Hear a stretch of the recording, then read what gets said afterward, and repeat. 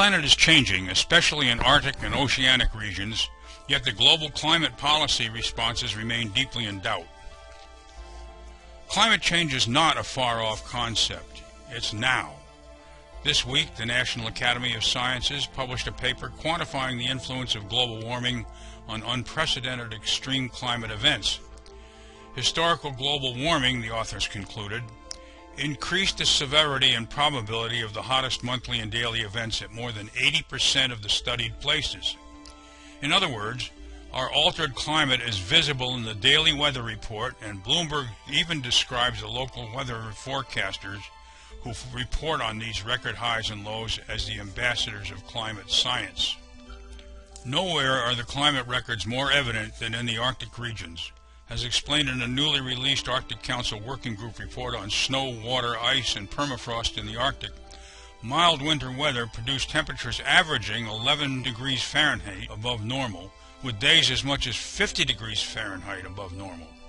Sea ice also receded during the winter month of November 2016, and for the third year in a row, the extent of sea ice reached a record low maximum. Furthermore, as the land-based Arctic ice melts, the oceans rise. The recent report also concluded that minimum estimates of ice melt are almost double the minimum estimates made by International Panel on Climate Change in 2013. Scientists have now modeled worst-case scenarios with massive melt-offs of Arctic and Antarctic ice masses, and a study in Environmental Research Letters projects more than 3 meters of sea level rise by 2100. There's an iPhone app for that called After Ice, showing some of the potential scenarios for New York. Beyond the melting ice and rising seas, the oceans are fundamentally changing too. Ocean algae species face new threats, and Australian researchers warn that the ocean food web is at risk. A study published by the Royal Society revealed that some ocean species with skeletons made of high magnesium calcite may experience skeletal dissolution. Literally, they could dissolve as they swim because of ocean warming and acidification. Surely evolution will have a role, and blue mussels are rapidly evolving to have stronger acid-resistant shells. Still, for now, despite the risks that come with 2 degrees Celsius of global warming, the policy responses to climate change are unpredictable. Reversing policy can be difficult, and the Trump administration has taken internally contradictory positions on the 2016 Paris Agreement that resulted from the United Nations Framework Convention on Climate Change.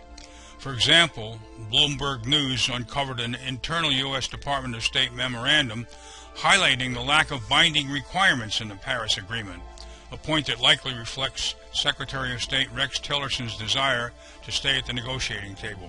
Indeed, the Environmental Protection Agency Administrator Scott Pruitt personally appeared at a meeting of the National Mining Association and called on the Executive Committee to publicly support pulling out of the agreement. The organization did just as he asked, and some GOP congressmen are surely in agreement. However, billionaire Michael Bloomberg urges global leaders to ignore President Trump and his administration, and 777 EPA alumni signed a letter to Congress with similar sentiments.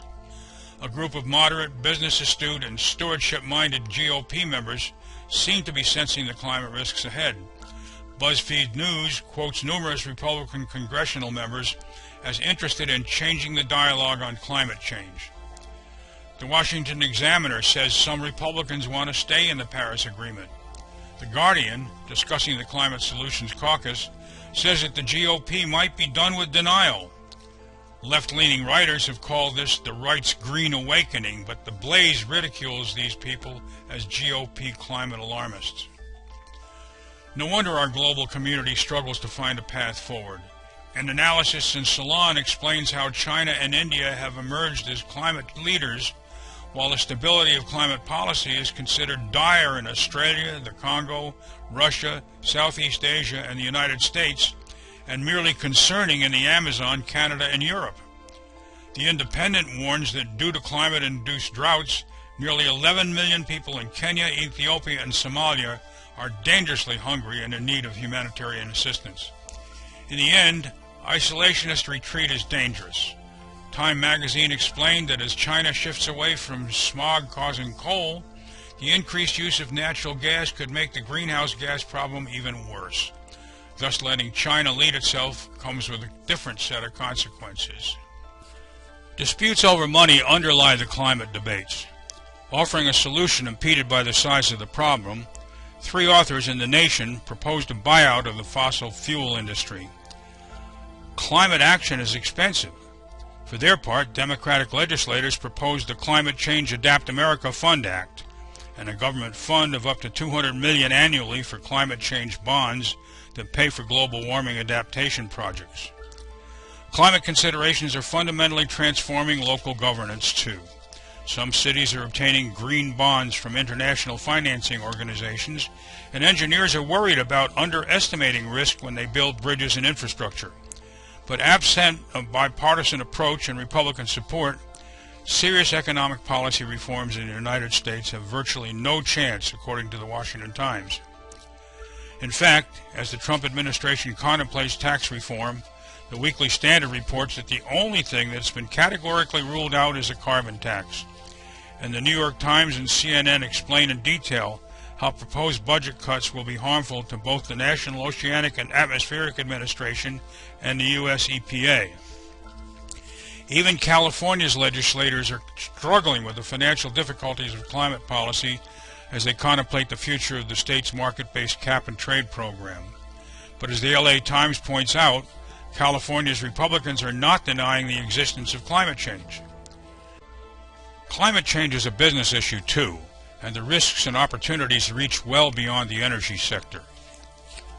No matter what the government leaders or the nonprofit organizations say or do, businesses, including the oil industry, cannot ignore the risks and realities of climate change. Thinking about corporate governance and operations, GreenBiz explained that business must recognize 4 key trends. Number 1, climate-related shareholder resolutions are on the rise. Number 2, socially responsible investors demand greater disclosure. Number 3, customers are searching for sustainable branding. And number 4, employees are searching for environmentally responsible employers. And focusing on the investors, Triple Pundit and the London-based Asset Owners Disclosure Project, AOPD, emphasized that $4.5 trillion in global assets are exposed to climate change risks, and many financial management organizations, including the Federal Thrift Savings Plan and Fidelity Investments, may not be considering the risks ahead. Coastal property insurers are nervous, and Florida property owners are playing a game of real estate chicken, trying to time the moment the market crashes. Fossil fuel divestment campaigns are emerging too, often led by students in California, Colorado, Maryland, Missouri, Montana, and even the United Kingdom.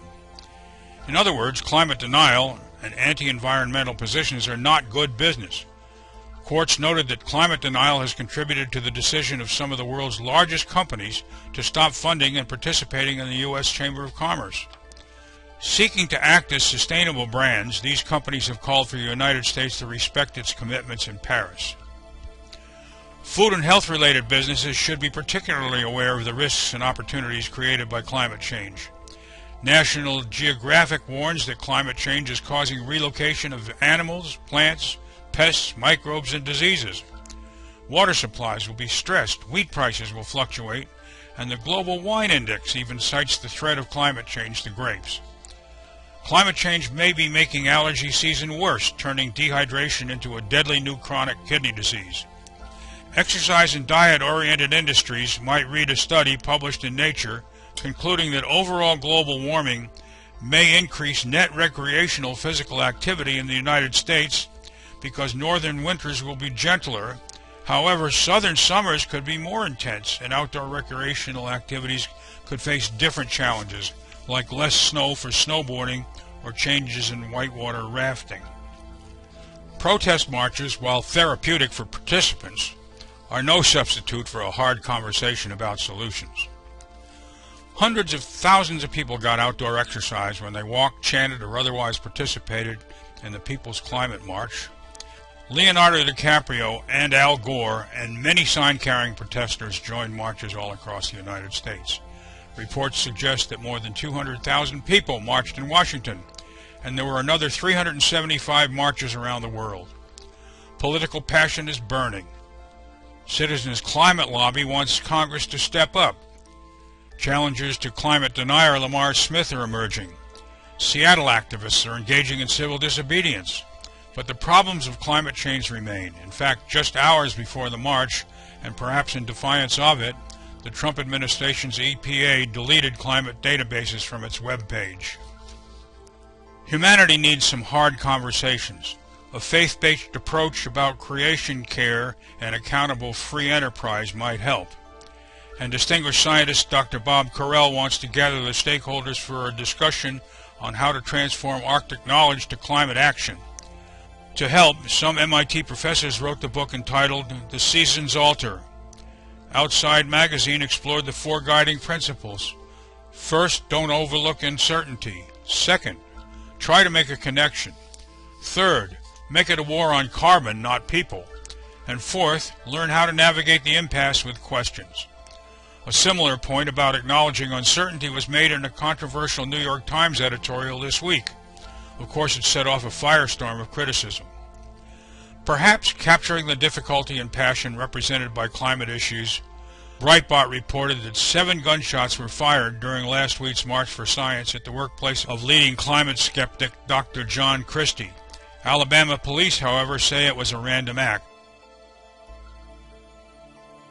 The Sunday Synopsis is produced weekly, and Climate Monitor gratefully acknowledges the many journalists who inform this effort. Links to dozens of source articles are included in the program transcript published each week at ClimateMonitor.tv.